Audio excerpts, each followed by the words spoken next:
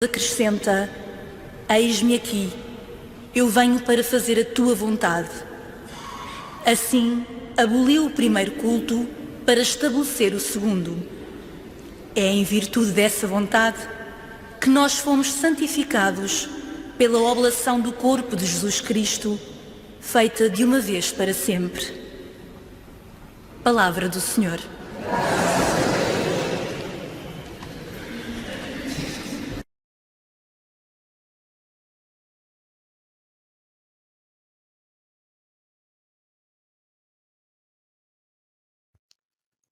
Nesta primeira leitura estamos na presença de um cenário grandioso e glorioso, não é? Que é preciso bem fazer, bem pôr em evidência na leitura.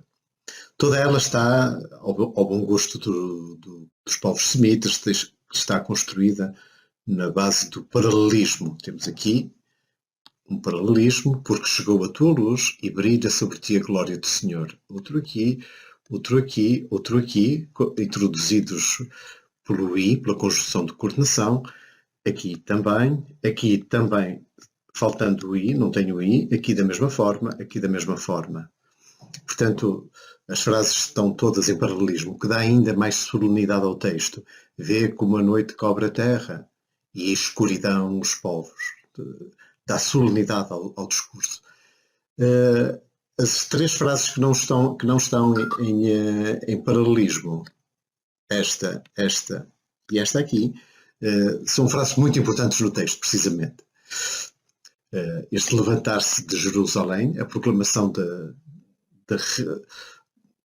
restabelecimento de Jerusalém, depois o convite ao leitor para olhar, para ver e ver o movimento. E depois, no fim, o tributo que as nações prestam a Jerusalém. Hão de trazer ouro e incenso e depois o proclamar. Muito importante nesta leitura é que ela tem muito a ver com verbos que dizem respeito à luz, à iluminação, ao brilho, e outros que dizem respeito ao movimento. Em azul temos os verbos que se referem ao brilho, à luz. Resplandece, luz, brilha, vê, ilumina, esplendor, luz, olha, vê, tudo que diz respeito à visão. Vires, radiante, etc. E depois os verbos que dizem respeito ao movimento. Temos aqui levanta-te, chegou, levanta-te, caminhar, reunir, vir, chegar, ser trazido, dilatar-se, afluir, virão, invadiu, virão. Portanto, temos a leitura que está construída nestes dois momentos, que é o ver e ver um movimento, como alguém que observa uma procissão, uma grandiosa procissão. Temos aqui a solenidade desta leitura. Portanto, os verbos de ver o brilho, de ver a glória, de ver o esplendor, e os verbos que indicam o movimento, o reunir-se, o vir, o chegar, o ser trazido, o afluir, o dilatar-se, etc.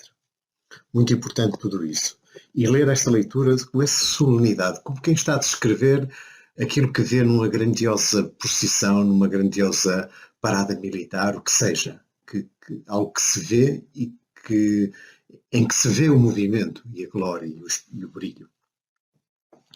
Depois, em tudo isto, nós temos, portanto, o ver e o mover, digamos assim. A visão e o movimento.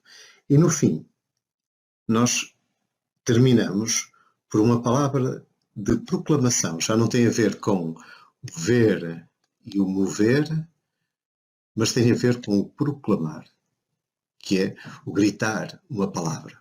E as nações que virão, então, trazendo o ouro e o incenso, depois proclamarão as glórias do Senhor.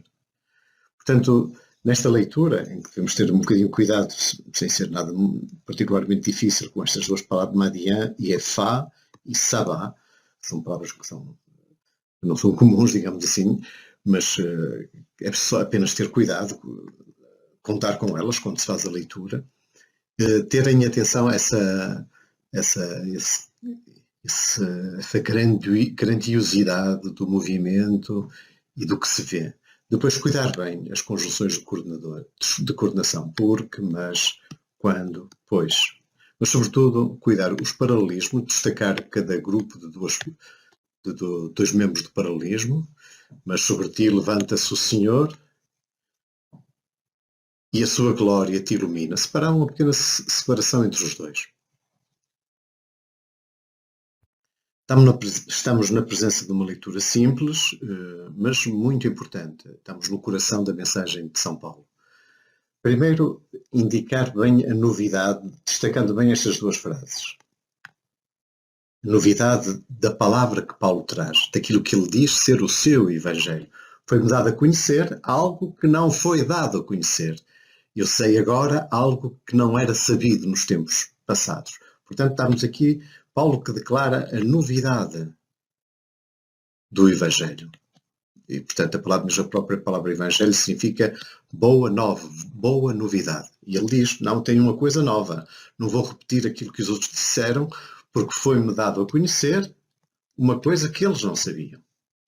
E o que é precisamente o que está nesta frase. Portanto, aqui estes dois pontos e destacar bem esta frase de todo o resto e dar-lhe uma solenidade muito grande.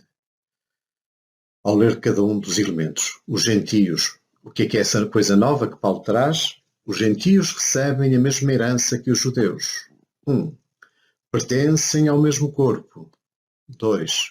E participam da mesma promessa. 3. Portanto, esta novidade que é dita em 3 partes.